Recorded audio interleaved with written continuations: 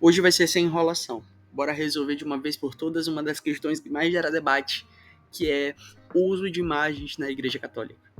A acusação é sempre a mesma, e certamente você já sabe qual é, se pega Êxodo 20 e lê o versículo. Não farás para ti imagem de escultura. E pronto, caso encerrado. Os católicos estão em desobediência e eles adoram imagens. Mas eu te pergunto, você já parou para ler o resto do livro? A verdade é que usar esse versículo de forma isolada não é apenas um erro de interpretação.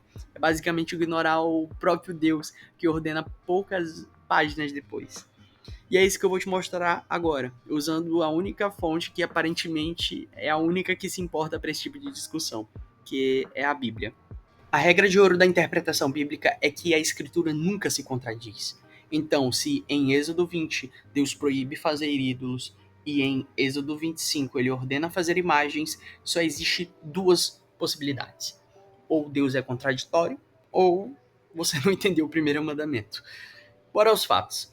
A proibição é muito clara. É não fazer imagens para adorá-las como deuses. O pecado é idolatria. O pecado é a traição.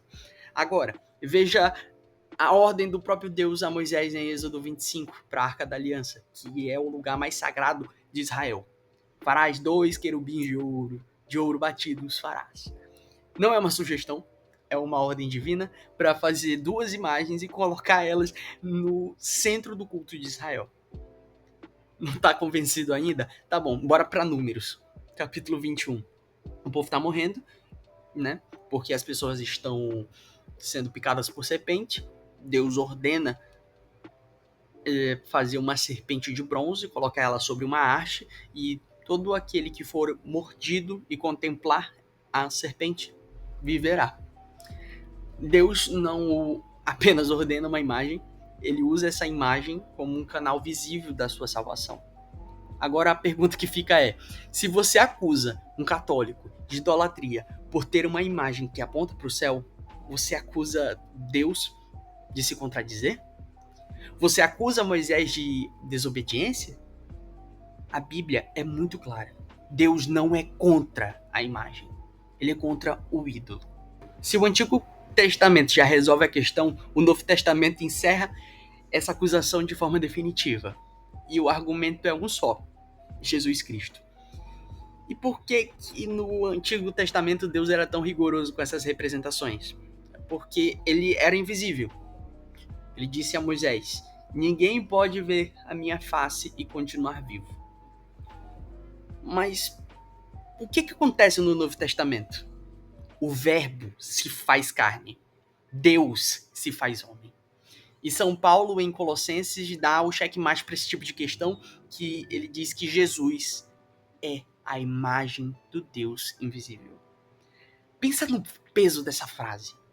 O próprio Deus, na sua soberania, decidiu nos dar uma imagem. Ele nos deu um rosto para olhar. Se você tem um problema com imagens, o seu problema não é com a Igreja Católica. Não é. É com o fato de Deus ter se encarnado. Negar a legitimidade de representar Cristo é esvaziar o mistério da encarnação. É um pensamento que, historicamente, sempre esteve na raiz das maiores heresias. É por isso que nas catacumbas, onde os primeiros cristãos celebravam cultos, eram cheias de imagens. Eles não eram idólatras. Eles eram testemunhas que Deus teve um rosto e que Deus pisou aqui na terra. E por fim, o argumento: mas vocês se ajoelham, vocês acendem velas. Isso é uma confusão de conceitos. A teologia cristã sempre fez uma distinção fundamental disso. Adoração é um culto que deve somente a Deus: Pai, Filho e Espírito Santo. Ponto. Qualquer outra coisa é idolatria. Veneração é o respeito, a honra que se presta aos santos. Por quê? Porque são amigos de Deus, são heróis da fé. Você não honra os heróis do seu país, por exemplo? Você não respeita os seus pais? Pois é o mesmo princípio. Quando um católico reza diante de uma imagem, ele não está falando com gesso. Ele não está falando com gesso porque ele não acredita que aquele gesso, de fato, é o santo. Mas é uma representação daquele santo. Ele está se conectando com o santo que está nos céus, pedindo sua intercessão junto a Deus. A imagem é um ponto de foco, é tipo um lembrete. A honra que se presta à imagem se dirige a quem ela representa. É simples, não é difícil entender. Então, bora fechar a conta. Por que católico usa imagem? Primeiro, a Bíblia. Se você usa Êxodo 20 para acusar um católico, o que tu faz com o Êxodo 25? Onde o próprio Deus ordena a Moisés que faça imagens de anjos. A Bíblia nunca se contradiz, mas eu te garanto que a sua interpretação sim. Deus proíbe o ídolo, mas não a imagem ao seu serviço. Segundo, Jesus Cristo. Deus invisível se faz visível. O verbo se torna carne. E se o seu problema é com a representação de Cristo, o seu problema não é com a estátua e nem com a Igreja Católica. É com o fato de Deus ter se feito homem.